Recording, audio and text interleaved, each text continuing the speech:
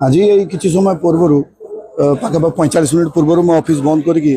10टा बाजी को 10 मिनट बाकी मुझे पहुँचली टाउन थाना देखिली किसी लोक ठिया आम सोसाइटी लोक तो मुझे पहुँचली कौन है ना आम गोटे घटना आसते तो सही समय आमर एक्स काउंसिलर साकिर जे 5 नंबर वार्ड काउंसिलर थे 7 नंबर वार्ड काउंसिलर थे से थाना भितर बाहरिक आए मुझे भाई कौन है एटी गोटे झगड़ा होता मीमांसा करने आसती मुझे नेचरटा हूँ से सब मीमांसा करने सी एत व्यक्तित्व हार्ड व्यक्तित्व ना से जस्ट गाड़ी बुले जाऊँच से समय गोटे बांगरा हो पिला तो पचर आसिक बाँ हाथ चारि मुखा मारला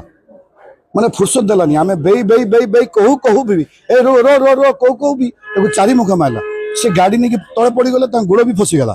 तो सी निजी प्रोटेक्शन भी दे पारे तापर मुझे देखिली सब फाटी जाइए सामना मुह सब फाटी जाइए तो रक्ताक्त होकर बहिकी आसला मुझे आप गोटे काम करूँ थाना को जातु आम या धरने चेष्टा कर तो आम से पिलाटा को धरिकी जेहेतु गोटे थाना सामने इनसीडेंट आमर गोटे समाज आम रहीकि समाज आम थाना को भी आम प्रशासन को भी आम साहाय्य करने से अक्यूज को धरिकी हैंड ओवर करवा आम दायित्व तो आम जिते आम मो सांगसाथी आम 4-5 जन ठिया तो धरने जो चेष्टा कलु आहरी 4-5 जन तार सहयोगी जो मैंने थे से आम एमती आमको अटकई देले पूरा तापर सुजोग देले दौड़ी पड़े जावाई मुझे कहली तुम कहीं मारल से गोटे निरीह लोक आ गोटे काउंसिलर गोटे 10 वर्ष है राजनीति रही तार फ्रंट लाइन से तार राजनीति करुचु से लोक सब सेवा करने से थाना को आसे तुम्हें ताकू मारिदेव लोग कौन मेसेज जीव बाहर को ये टाउन थाना सामने गोटे काउंसिलर को पिटिकी मुह फटे देले तो ये अवस्था सुजोग पाई से दौड़ी की सर पड़ेला अवस्था बर्तमान अंडर ट्रीटमेंट बर्तमान से डॉक्टर जहाँ इंजेक्शन सेलाइन दवा कथा दौरान मु चाहूँगी